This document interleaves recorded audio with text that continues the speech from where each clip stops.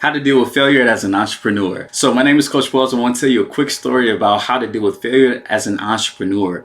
I want to tell you guys about how I dealt with it. And I love telling the story because it shows that I'm human. And my goal is to show you that it's okay to be human. And actually, when you decide to be human, it actually allows you to move at a quicker pace because you're not allowing yourself, or you're now allowing yourself to be everything but perfect. Okay. So I love telling people about how I started out as a therapist and as a high performance coach. So back in 2019, I've already been working for 2 years in a public high school as a school counselor. And I loved the job. Don't get me wrong, I loved the job, but I wasn't feeling fulfilled as much as I thought I should be. I also wasn't getting paid as much as I should be. And when you're living in Miami, it's kind of tough to live on a teacher's salary. And I'm just being honest. So after 2 years, I felt that something needed to change. And I decided, you know what? Let me go be a therapist. And I actually got a lot of help from some friends that I'll shout out later. But I decided to become a therapist. And that journey, it started off great because I was having my full-time job during the day. And then in the evenings, I was seeing my private clients. And I didn't have to rely on my private clients to supplement my entire income because I still had my day job. So there was no pressure. But when I quit my day job and all the pressure relied on me, that's when things started to crumble a little bit. That's when I started to see that, you know what, I wasn't making enough money. And because of that, I started to suffer a little bit. I started to get a little stressed, a little anxious, and one can maybe even say a little bit depressed. And the reason was because I didn't know how to market myself. I didn't know much about being an entrepreneur. I knew how to be a therapist. I knew how to be a coach, but I didn't know the techniques to drive in new traffic, to get new leads. And that was really tough for me. And I started to feel like I was failing. And to be quite frank, to a degree I was. Every month I was losing anywhere from $3,000 to $4,000, sometimes even $5,000 a month. And I spent almost, I don't know, I'm gonna say maybe 3 or 4 years building my savings. And I blew through that in a matter of months. And in the last month where the rubber was really hitting the road, everything just clicked. And the reason why is because I went to a conference and I learned about these marketing techniques to help me implement those into my business. And that really made things take off. So what I learned in that conference and the things that I learned in terms of the mindset piece really helped me to turn my business around, and I want to share these with you. So I want to start off first by telling you the first secret that you need to apply to help you to overcome failure as an entrepreneur. And this one is called acceptance and also self-acceptance. And I'm talking to you guys a little bit about this. So when it comes to acceptance, a lot of people think that when they hear acceptance, it's about just throwing up the white flag, giving in, just kind of giving up, if you will. And that's not what acceptance is. Acceptance is your ability to allow things to be what they are without trying to change what it is. And what I mean by change what it is, I mean how you feel towards it, okay? Because here's the thing. Some days, literally, it's going to rain. And if I go outside and try to fight the rain or be mad that it's raining, I'm only wasting energy. What does this mean as entrepreneurs? Maybe even deeper as people. It means that we have to allow things to be what they are and not be so tied up into outcomes, okay? Don't be so tied up into whether things go great, things go well, because at the end of the day, it's all simply data, okay? It's data to let you know if you're going on the right path or the wrong path.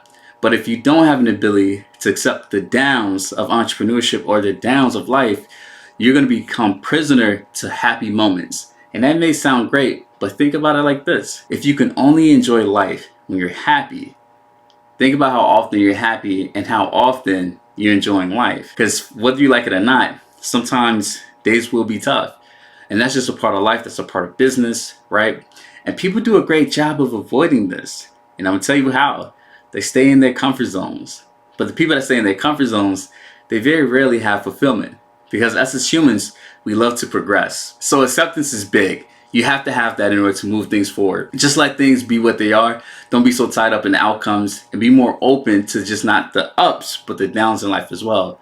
Now, the self-acceptance piece. This is the messages that you tell yourself when you're not hitting those goals. So do you look at yourself as still being worthy when you fail? Do you look at yourself still being worthy when things don't go your way? If you can say yes, you're still worthy, then you have a very high level of self-acceptance. If you say no, then there's a good chance that you struggle with perfectionism. You struggle with, let's say, putting yourself out there, being vulnerable. Because sometimes people will develop the messages that they only can be perfect to be worthy. Well, I don't know anybody that's perfect, do you? And even if you do, there's a good chance you don't really know them as well as you think. So self-acceptance is big. What are the messages that you tell yourself? Do you give yourself compassion? Do you allow yourself to be human? These are all great factors in terms of helping you to overcome failure as an entrepreneur. Next, it's important to have a growth mindset as an entrepreneur. Now, why is that? Well, it kind of ties to my first point. As a growth mindset person, one thing that you very much value is the process of things, the process of learning, and you're not too tied to the outcome. People who have growth mindsets, they see effort as an investment. People who have fixed mindsets, they see effort as a failure, as a waste of time, because they feel as though if they really knew it or if they were great at it, they would have had it by now. But not too many things we're going to get it on the first time. And that's where people with a fixed mindset have things confused. A lot of times we scroll on social media and it seems like everybody's winning. There's these people that's almost like these fly-by-night success stories that we see all the time. And that's the unfortunate thing about today's day and age. It's this instant gratification. But when you have a growth mindset, you're in it for the long haul. You're in it to see, man, who can I really become? Let's see this thing grow. Let's see what I'm really made of. Growth mindset is very crucial. And again, I have a free masterclass that I'll put in the link in this episode that talks more about having a growth mindset. Because this is definitely big when it comes to those ups and downs in life, but also as a small business owner. So that's secret number 2. Second, it's important that you find a business, you find a passion project, you find something that you absolutely love. And the reason why is because the process, right? The distance between point A to point B, like that distance is going to be a lot longer that you're going to spend time in rather than the end point, right? So to make this very literal, right? I'm from South Carolina, but right now I live in Miami. It takes me about 10, maybe 11 hours to drive all the way back. And sometimes I absolutely love to drive. And actually that's the point that I'm trying to make, but let me go further with this. So when I go from Miami to South Carolina, that is a 10-hour drive, right? The excitement that I get once I get to South Carolina, that may last a couple hours, right? And it's here and it's gone, if you will, right? Like when you arrive, poof, you're there. But it's the journey, it's the process that I spend most of the time. And that's how it is as an entrepreneur. That's how it is in life. That's how it is as a 9-to-5er, right? It's the process that you're going to spend the most time with. And there's been so many studies about how happiness or how long happiness lasts whenever you have some type of goal achievement. Some people say the happiness may last 3 hours, it may last 3 days, it can last 3 months. But once that time has passed, we're off to the next almost like sense of fulfillment, if you will. So now the question becomes, what fulfills you? What's going to drive you during that time between point A to point B, that distance, if you will? And that's why it's so important that when you find something that you love, you stick to it, okay? Because again, when you do fail, we have to be able to find the other things that's going to keep us going. Because if you're driven by external rewards, external things like money, rewards, validation, like all this stuff, who are you going to be when those things are gone? Or who are you going to be once you've been given it and now we're looking for the next, let's say, emotional high, right? These are things that we all need to think about. So it's so important that you find something that you love and you stick to it. All right, next, you need to be very descriptive in terms of your outcomes, okay? Not evaluative. And what I'm going to tell you exactly what I mean by that.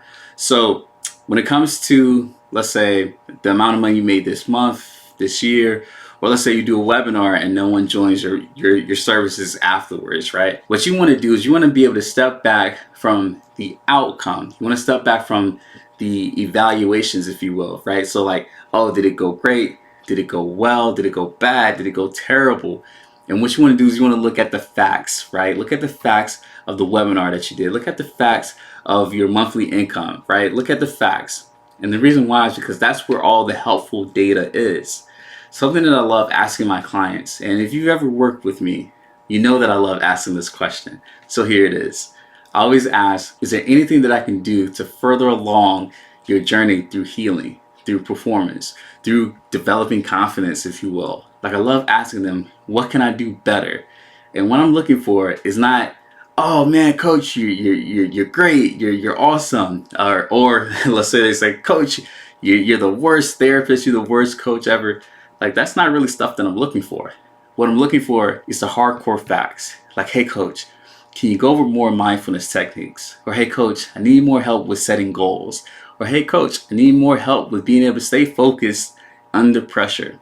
Like those descriptive data points, it helps me to see exactly what I need to give to that client at that time to help them to get from point A to point B. So when you're going through a failure, I actually want you to step back from all the negative things that your mind may be saying. Step back from even the negative things that other people are saying, right? Like if you get a comment that says, oh man, this is trash. Step back from that.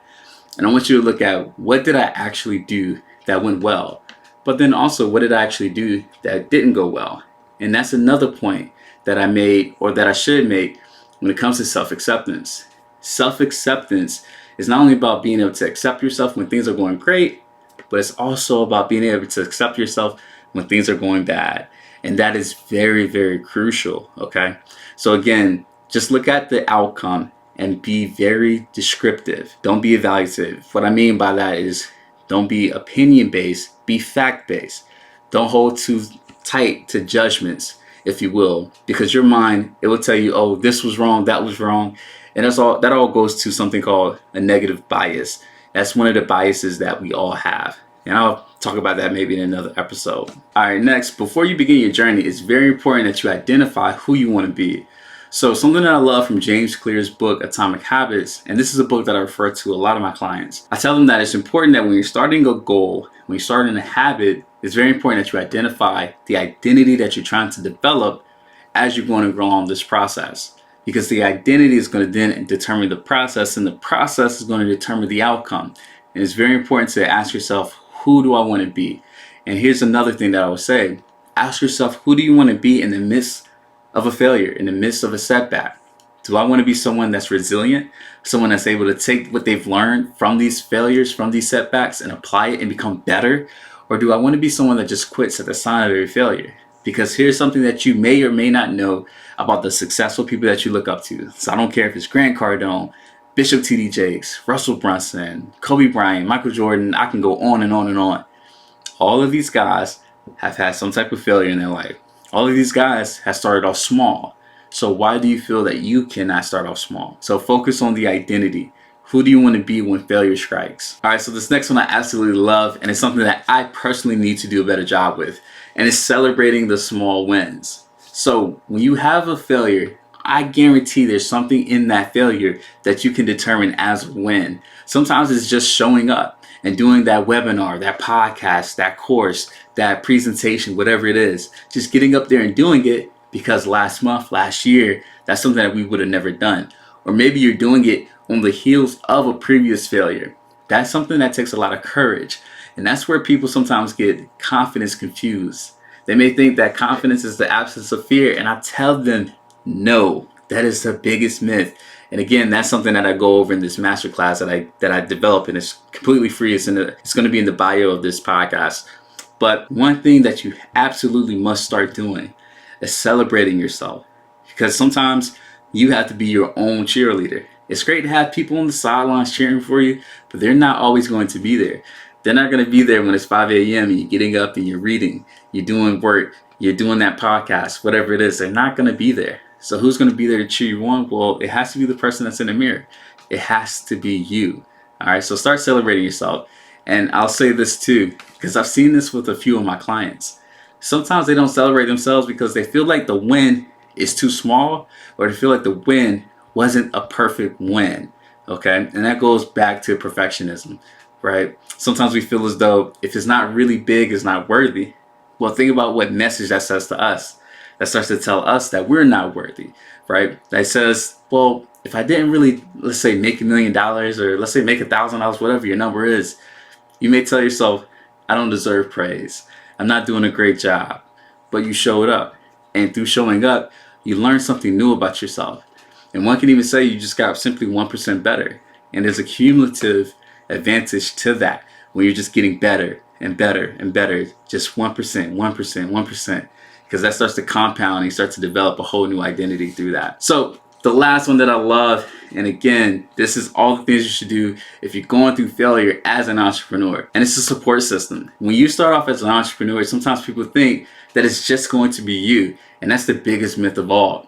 when you start off as an entrepreneur, it's very important to start to tap on people to ask them, hey, how did you do this, right? There may be someone in your field that's been doing it for 5 years, 10 years, 20 years, right? There may be someone that's had large success, huge success. And I don't want you to feel that you're going to be a burden if you ask them for support. I don't want you to feel as though you're too small to ask this person who's really, really big, really, really talented for help. That's something that's going to do you a disservice. Start to find people that you can add to your circle and start to lean on them a little bit more. That's not a sign of weakness. That's a sign of strength. And it's going to help you during tough times, because when you're in the middle of a failure, you're going to need someone to have an objective view on what you're going through to help you to get out of whatever it is that you're in. So guys, these are the 7 things that I want you to do if you're going through failure as an entrepreneur. Comment below, let me know which ones you like. And also, don't forget to hit that subscribe button. This is Coach Wells, and welcome to the Players Coach Podcast.